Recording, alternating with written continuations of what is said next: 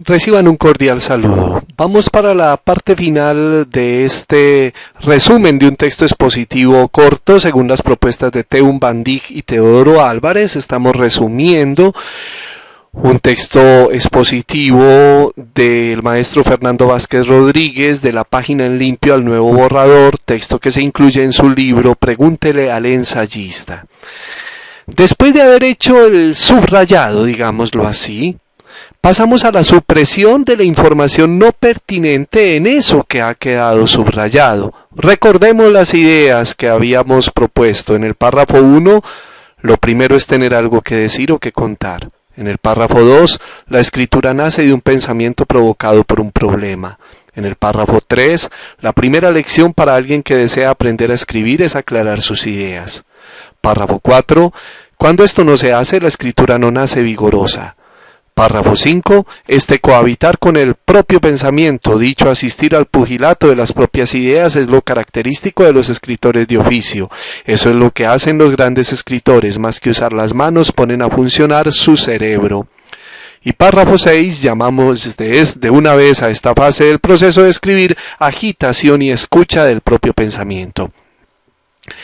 Si revisamos con detenimiento estas ideas que nos han quedado, tomándolas como si fueran un texto, notamos, por ejemplo, que la del párrafo 4, cuando esto no se hace, la escritura no nace vigorosa, pues propiamente puede sobrar, porque ya se sobreentiende que entonces la primera lección es aclarar sus ideas. Podemos perfectamente tachar esa idea. Lo mismo el comienzo de cohabitar con el propio pensamiento, dicho asistir al pugilato de las propias ideas, es lo característico de los escritores de oficio. Esto ya se había dicho justamente en el párrafo 3, en la idea del párrafo 3, está encerrado, incluido para aprender a escribir hay que aclarar las ideas. Podemos perfectamente entonces eliminar estas dos que habían funcionado como ideas principales en los párrafos, pero que no necesariamente serán ya ideas principales en el texto debido a las repeticiones que como estrategia retórica el autor hace a lo largo de su texto para conseguir que el lector entienda cabalmente su mensaje. Ahora jerarquicemos esas ideas, organicémoslas y formulemos inferencias. Nos ha quedado esto. Lo primero es tener algo que decir o que contar. La escritura nace de un pensamiento provocado por un problema. La primera lección para alguien que desea aprender a escribir es aclarar sus ideas. Eso es lo que hacen los grandes escritores. Más que usar las manos, ponen a funcionar su cerebro. Llamemos de una vez a esta fase del proceso de escribir agitación y escucha del propio pensamiento. Pues propiamente, si jerarquizamos ideas, yo creo que en la lógica de este texto nuevo que nos están haciendo, pues esta última idea la podríamos poner al comienzo y de esa manera escribir, la fase del proceso de escribir es agitar y escuchar el propio pensamiento, pues ya le daría fuerza, le daría un buen marco de entrada a las ideas que vienen a continuación.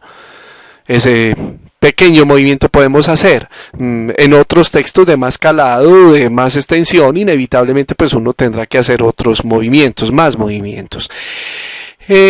Cuanto a la definición de las inferencias o sobreentendidos, podemos aportar una pequeña. Puede inferirse que, contrario a lo que todos pueden pensar, el ejercicio de escribir trasciende al de la mera redacción. Escribir no es igual a redactar. Antes de escribir, estamos escribiendo con el cerebro, si se nos permite la licencia. Teniendo estas ideas en el tintero, podemos llegar a la última fase, que es la reescritura del texto. Ya decíamos que el resumen es un modelo a escala del texto y que inevitablemente nos pone a redactar, a reorganizar, para que ese resumen tenga como el texto grande, coherencia, cohesión, etc. Nuestra propuesta de resumen, teniendo en cuenta que cada lector puede hacer las suyas desde las macroreglas de construcción, desde sus conocimientos previos, sería la siguiente. La primera fase del proceso de escribir es llamada por el autor, por Fernando Vázquez, como la agitación y escucha del propio pensamiento. Aquí reconocemos el esfuerzo argumentativo y metafórico del autor por ponerle nombre diferente de planeación de la escritura a esa fase. Allí lo primero es tener algo que decir o que contar. Algunas ideas van pasando iguales. Así las cosas, este conector no estaba. La escritura nace de un pensamiento provocado por un problema. De ahí, conector causal, que la primera lección para alguien que desea aprender a escribir es aclarar sus ideas. Aquí nos quedó hasta la inferencia, contrario a lo que podría pensarse, escribir más allá de la simple redacción. Eso es lo que hacen los grandes escritores. En esta fase, más que usar las manos, ponen a funcionar su cerebro. Hasta aquí una propuesta de resumen en un texto expositivo breve.